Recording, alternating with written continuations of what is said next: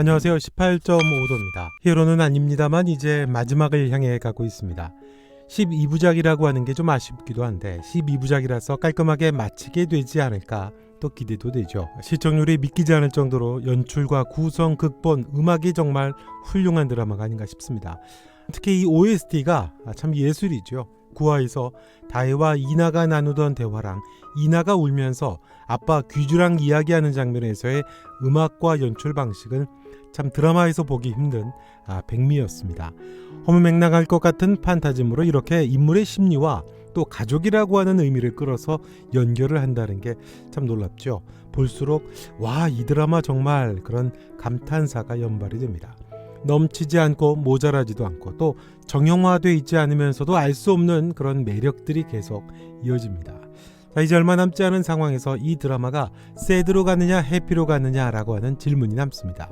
어떠신가요? 새드일까요? 해피일까요? 일단 예고편으로 보면은 새드 분위기죠. 옷이 늘 밝은 색이었던 귀주의 옷이 어두운 색으로 다시 바뀌게 됩니다.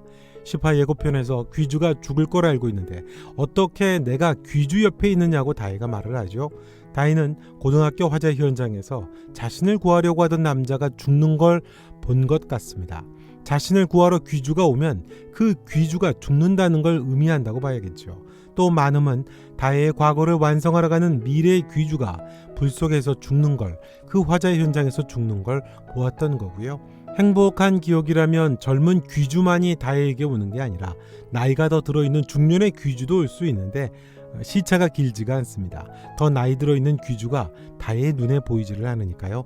죽었기 때문일 수도 있겠죠. 하지만 그건 또 귀주가 초능력을 잃어버렸다라고 할 때도 가능한 얘기이기도 합니다. 예지몽으로 귀주의 죽음을 봤으니 많음은 피할 수 없는 일이라고 했고 그때까지만이라도 행복하게 살아야 하지 않겠냐고 했던 것 같습니다. 그렇게 많음이 반응을 했던 것이 오히려 반전이 된다라고 하는 의미가 그 전에 예지몽은 그렇게 살 수밖에 없다라고 하는 수능만 할 수 있는 게 아니라는 거겠죠. 예고편에서 다혜의 표정이 심상치가 않았습니다. 귀주가 자기 때문에 죽는데 복귀주 옆에 어떻게 있냐고 하죠. 그런데 다혜는 귀주의 집에 들어갑니다. 그리고 이나와 함께 행복한 시간도 보내죠. 떠날 시간을 대비하면서 그 짧은 시간을 함께 보내고 싶었던 걸로 보입니다. 자기가 사라져야 귀주가 과거로 가지를 않게 되고 죽지도 않는다는 걸 알고 다혜가 결심을 한 걸로 보이죠. 이나가 태어난 시간으로 돌아가서 다혜를 구하겠다고 귀주가 말을 할 때 그건 안 된다고 다혜가 무척 단호하게 말립니다. 다혜의 비극을 암시하는 거죠.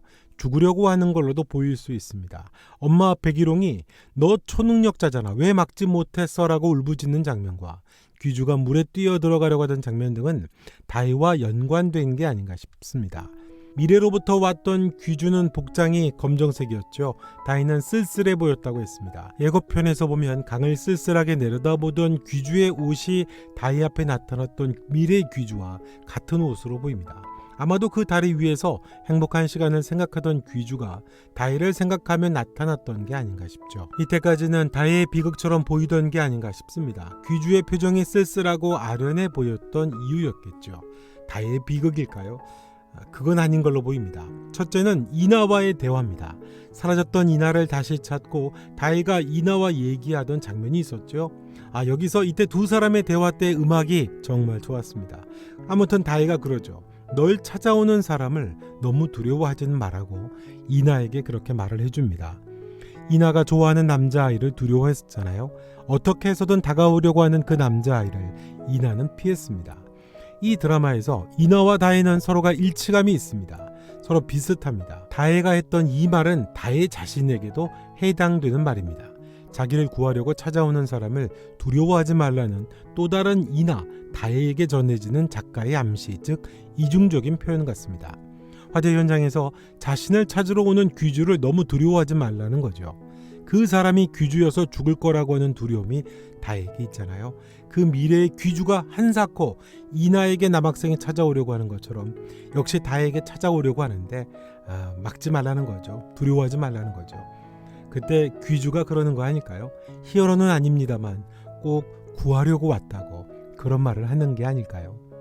둘째는 마늠의 꿈이 아닌가 싶습니다. 얼핏 보면 다혜와 마늠이 백일홍을 공략하기 위해서 백일홍의 딸 이야기를 한 것으로 보이는데요. 그래서 마늠의 꿈에 살아있어줘서 고맙다고 울었다고 그렇게 거짓말 같아 보이는 말을 마늠이 하죠.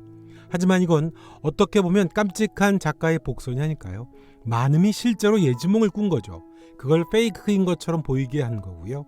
울부짖었던 백일홍을 보면 백일홍에게 다혜는 특별했던 걸로 보입니다. 다혜의 말처럼 진짜 딸 같은 의미였던 걸로도 보이고요. 죽은 줄 알았던 다혜가 죽지 않았고 백일홍이 살아있어줘서 고맙다고 한 게 아닐까 싶습니다. 귀주는 죽을까요? 작가가 어떻게 풀어갈지 모르겠습니다만 이것도 새드는 아니지 않을까요? 미래의 귀주는 다혜에게 가게 되겠죠. 그리고 다혜를 구하고 다혜가 기억하던 대로 미래의 귀주가 죽을 것 같습니다. 그 죽음은 시간을 거슬러 돌아가는 초능력, 그러니까 초능력 귀주는 사라지고 초능력이 사라진 현재를 살아가는 초능력 없는 귀주만 남는다는 게 아닐까요?